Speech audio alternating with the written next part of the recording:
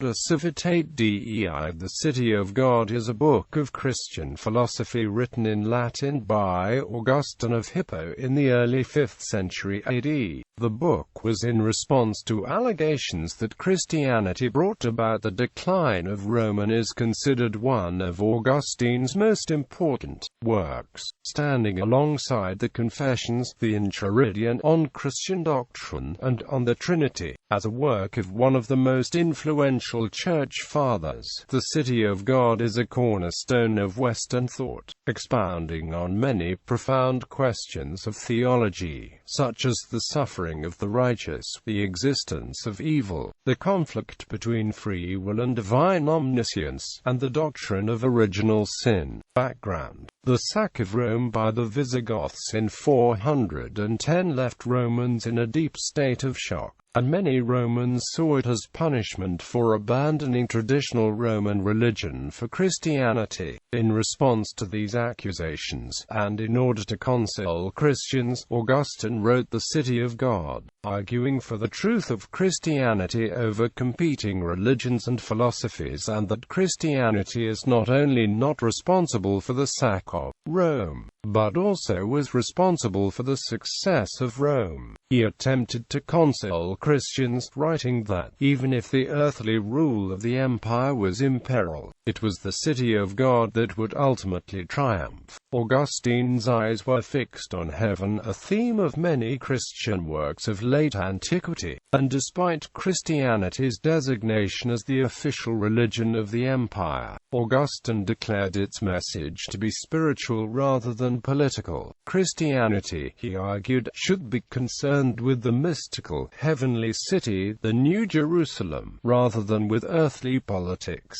The book presents human history as a conflict between what Augustine calls the earthly city and the city of God, a conflict that is destined to end in victory for the latter. The city of God is marked by people who forgot earthly pleasure to dedicate themselves to the eternal truths of God, now revealed fully in the Christian faith. The earthly city, on the other hand, consists of people who have immersed themselves in the cares and pleasures of the present, passing world. Augustine's thesis depicts the history of the world as universal warfare between God and the devil. This metaphysical war is not limited by time but only by geography on earth. In this war, God moves those governments, political, ideological movements and military forces aligned with the Catholic Church in order to oppose by all means, including military, those governments, political, ideological movements and military forces aligned with the devil. Many Catholics consider Jacques Benin Bossuet's Discours sur l'histoire universelle, a speech of universal history, to be a second edition or continuation of The City of God. This book updates universal history according to Augustine's thesis of universal war between those humans that follow God and those who follow the devil. This concept of world history guided by divine providence in a universal war between God and devil is part of the official doctrine of the Catholic Church, as most recently stated in the Second Vatican Council's Gaudium et Spes document. The Church holds that in her most benign Lord and Master can be found the key, the focal point and the goal of man, as well as of all human history.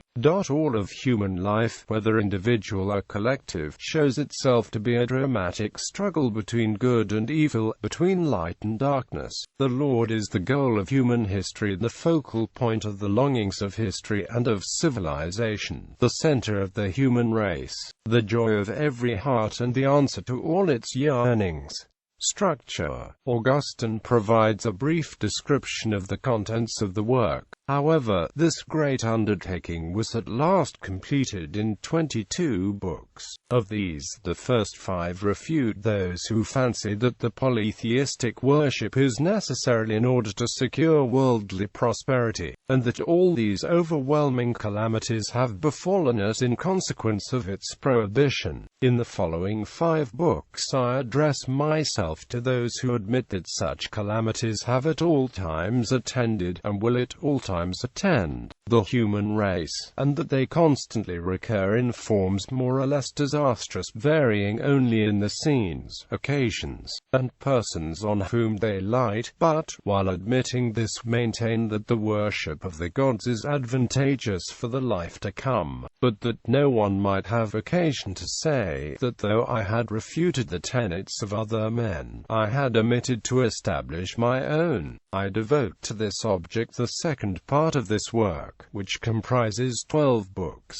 although I have not scrupled, as occasion offered, either to advance my own opinions in the first 10 books, or to demolish the arguments of my opponents in the last 12. Of these 12 books, the first 4 contain an account of the origin of these two cities, the city of God, and the city of the world. The second 4 treat of the history of progress, the third and last 4 of the deserved destinies, as indicated in the above passage from the Retractions. The city of God can be further subdivided into the following parts. Part 1. A polemical critique of Roman religion and philosophy, corresponding to the earthly city, Book 1 v. A critique of pagan religion, Book 1. A criticism of the pagans who attribute the sack of Rome to Christianity despite being saved by taking refuge in Christian churches. The book also explains good and bad things happen to righteous and wicked people alike, and it consoles the women violated in the recent calamity. Book 2. A proof that because of the worship of the pagan gods, Rome suffered the greatest calamity of all, that is, moral corruption. Book 3. A proof that the pagan gods failed to save Rome numerous times in the past from worldly disasters, such as the sack of Rome by the Gauls. Book IV. A proof that the power and long duration of the Roman Empire was due not to the pagan gods but to the Christian God. Book V. A refutation of the doctrine of fate and an explanation of the Christian doctrine of free will and its consistency with God's omniscience. The book proves that Rome's dominion was due to the virtue of the Romans and explains the true happiness of the Christian emperors.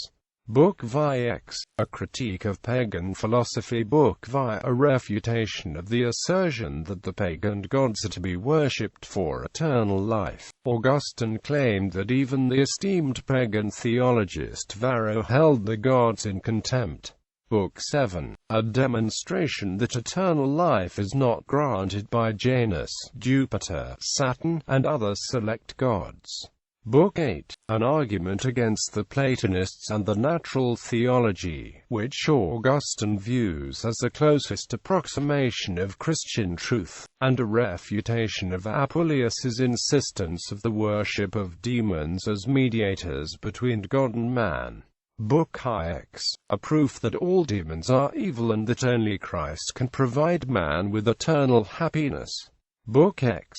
A teaching that the good angels wish the God alone is worshipped, and a proof that no sacrifice can lead to purification except that of Christ. Part 2. Discussion on the city of God and its relationship to the earthly city, Books She 14. The origins of the two cities, Book She. The origins of the two cities from the separation of the good and bad angels, and a detailed analysis of Genesis chapter 1.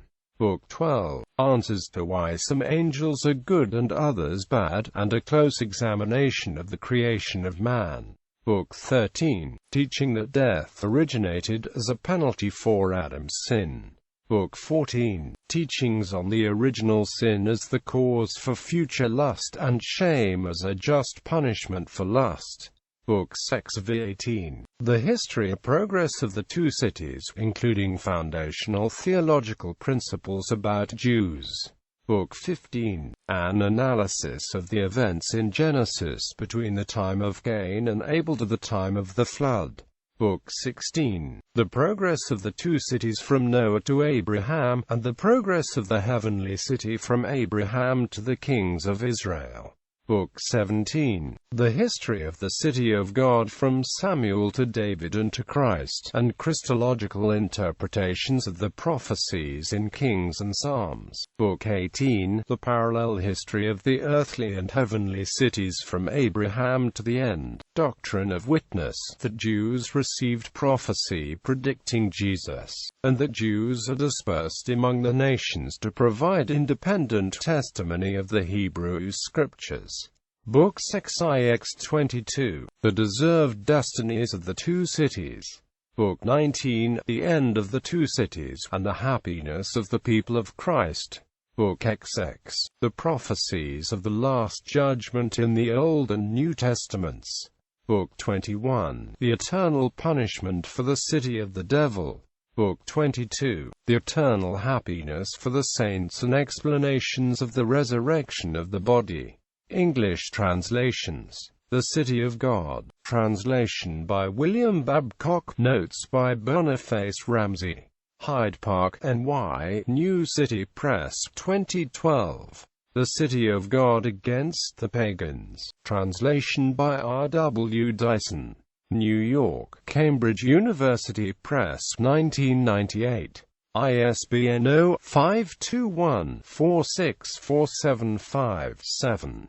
The City of God. Translation by Henry Bettinson. Harmondsworth, England, Penguin Books, 1972. The City of God. Translation by Gerald G. Walsh, S.J. A.L. Introduction by Etienne Gilson. New York, Doubleday, Image Books, 1958.